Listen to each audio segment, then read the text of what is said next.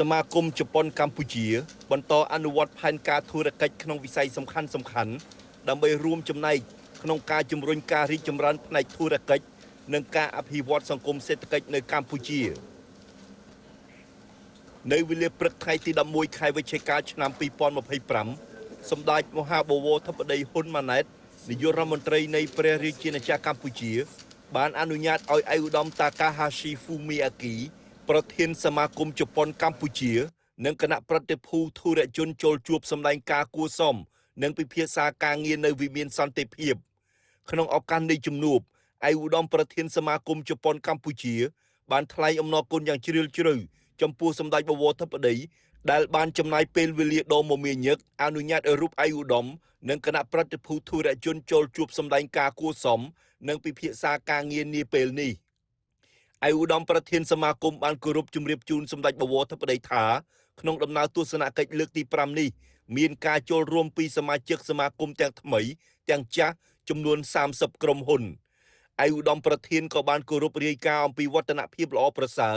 នៃការអនុវត្តផែនការរបស់សមាគមបន្ទាប់ពីសមាគមបានបង្កើតការិយាល័យផ្លូវការរបស់ខ្លួននៅកម្ពុជាក្នុងឆ្នាំ2024ឆ្លៀតក្នុងឱកាសនេះឯកឧត្តមប្រធានសមាគមក៏បានជម្រាបជូនសម្ដេចបវរធិបតីអំពីចំណាប់អារម្មណ៍និងផែនការធុរកិច្ចសំខាន់មួយចំនួនរបស់សមាគមដែលបានរៀបចំនិងកំពុងអនុវត្តដោយផ្ដោតជាពិសេសលើវិស័យសំខាន់ចំនួន3រួមមាន 1. ការបណ្ដុះបណ្ដាលធនធានមនុស្សសំដៅលើកកម្ពស់ជំនាញរបស់ពលករកម្ពុជាដោយយកស្តង់ដារជប៉ុនជាគោល 2. វិស័យកសិឧស្សាហកម្មកែច្នៃដោយផ្ដោតលើការកែច្នៃផលិតផលកសិផលមួយចំនួននិង 3. វិស័យ Digital សំដៅបំពាក់ជំនាញ Digital ដល់ពលករកម្ពុជាជាការឆ្លើយតបសម្ដេចបវរធិបតីបានវាយតម្លៃខ្ពស់ចំពោះការខិតខំប្រឹងប្រែងរបស់សមាគមជប៉ុនកម្ពុជាដែលតែងតែសម្របសម្រួលដំណើរទស្សនកិច្ចរបស់សមាជិកសមាគមដែលធ្វើធុរកិច្ចក្នុងវិស័យនានាមកកាន់ប្រទេសកម្ពុជាដើម្បីស្វែងរកឱកាសវិនិយោគនិងធុរកិច្ចនៅកម្ពុជាព្រមទាំងការចូលរួមផ្សព្វផ្សាយព័ត៌មានល្អៗអំពីកម្ពុជានិងការបង្ហាញជូនធុរជនជប៉ុនអំពីកាលានុវត្តភាពនិងគោលនយោបាយទាក់ទាញការវិនិយោគរបស់កម្ពុជានាពេលកន្លងមកសម្ដេចបវរធិបតីបានសង្កត់ធ្ងន់អំពីការគាំទ្ររបស់រាជរដ្ឋាភិបាលកម្ពុជាចំពោះកិច្ចខិតខំប្រឹងប្រែងក៏ដូចជាផែនការដែលសមាគមជប៉ុនកម្ពុជាបានរៀបចំ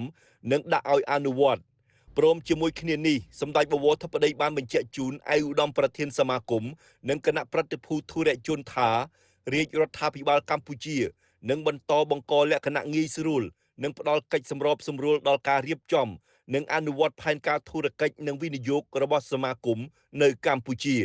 ទន្ទឹមនឹងនេះដើម្បីធានានៅដំណើរនៃការអនុវត្តផែនការប្រកបដោយប្រសិទ្ធភាពនិងធានាបាននូវការរីកចម្រើនរបស់ក្រុមហ៊ុននិងសហគ្រាសរបស់ជប៉ុននិយាយដោយឡែកក៏ដូចជាការរីកចម្រើនរបស់ប្រទេសកម្ពុជានិយាយជារួមសម្ដេចបវរធិបតីបានណែនាំដល់ក្រសួងស្ថាប័នពាក់ព័ន្ធកម្ពុជាឲ្យបន្តសហការយ៉ាងជិតស្និទ្ធជាមួយសមាគមជប៉ុនកម្ពុជាដើម្បីសម្រេចបាននូវសកម្មភាពជាក់ស្ដែង